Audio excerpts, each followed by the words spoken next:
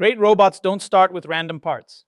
They start with a system plan. The brain, sensors, outputs, power, communication, and testing all working together.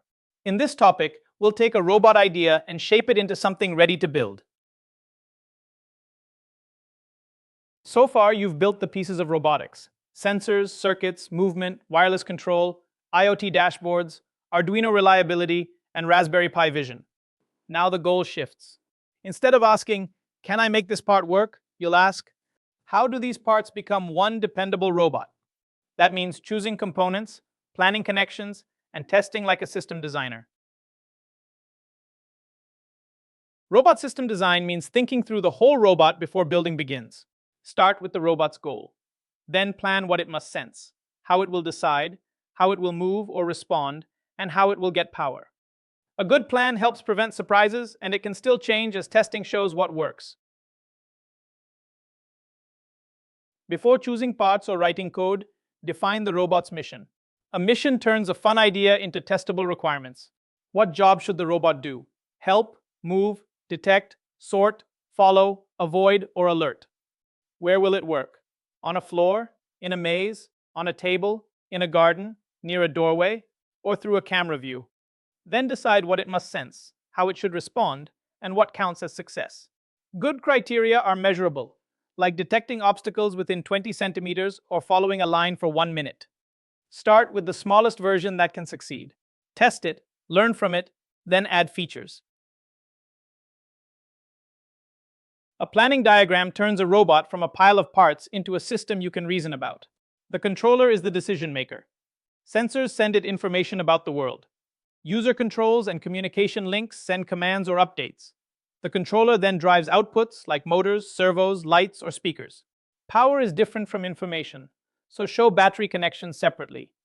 That one choice prevents many wiring mistakes. With a clear diagram, teammates can see what connects, what talks, and what needs energy before anyone starts building.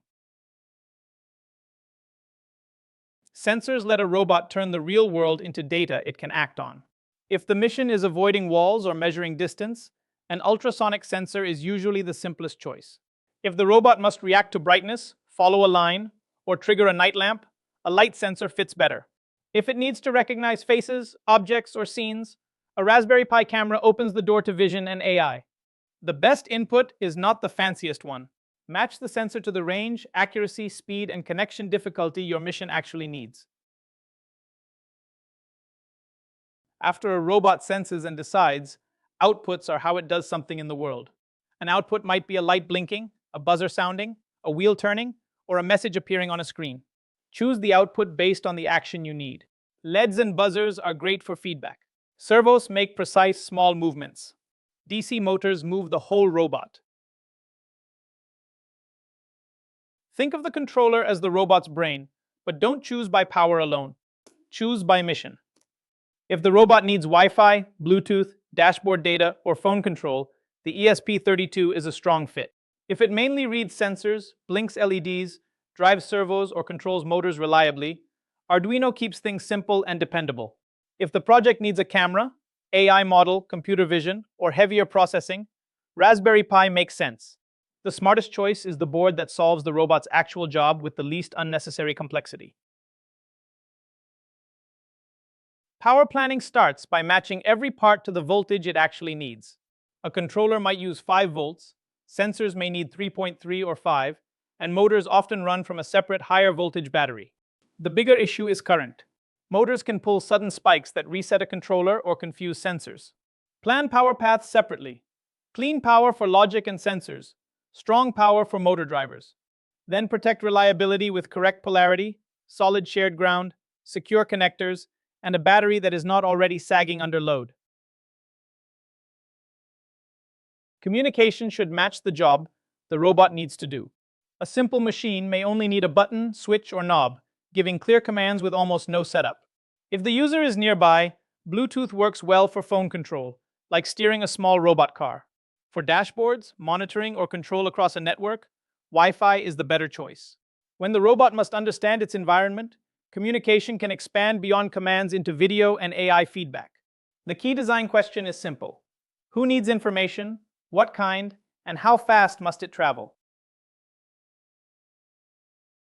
Strong robot programs start with a plan, not random blocks of code. First, run setup tasks, like configuring motors and sensors. Then read inputs, such as distance or button values. Next, make a decision with simple logic. If an obstacle is detected, stop. Otherwise, move forward. The action code controls motors, lights, or servos. Communication reports useful information for testing. When an action repeats, turn it into a function, like move forward or read distance.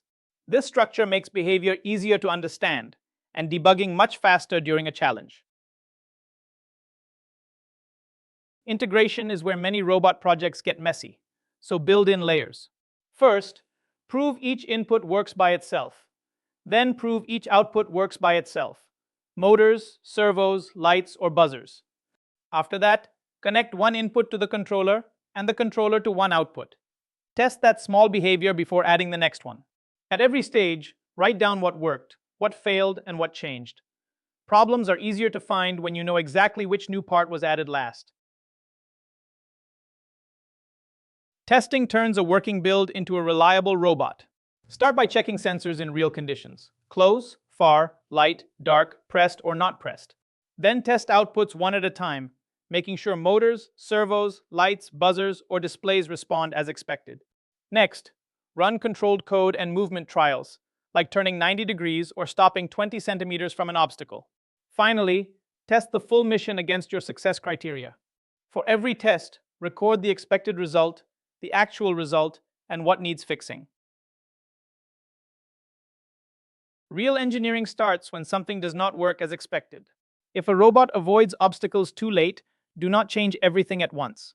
Isolate one cause: battery power, loose wiring, sensor readings, code timing, or motor response. Use the serial monitor, printed test values, LED alerts, or simple messages to see what the robot is actually doing. Then make one fix, test again, and record what changed. Good notes turn trial and error into evidence.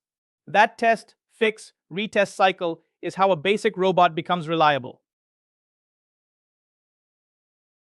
You are ready to move from wiring parts to designing full robot systems. Start with a clear mission. Define success, sketch the block diagram, choose the right controller, and test carefully. Challenge Day will ask you to apply that cycle under pressure. For the showcase, explain not just what worked, but how you improved it.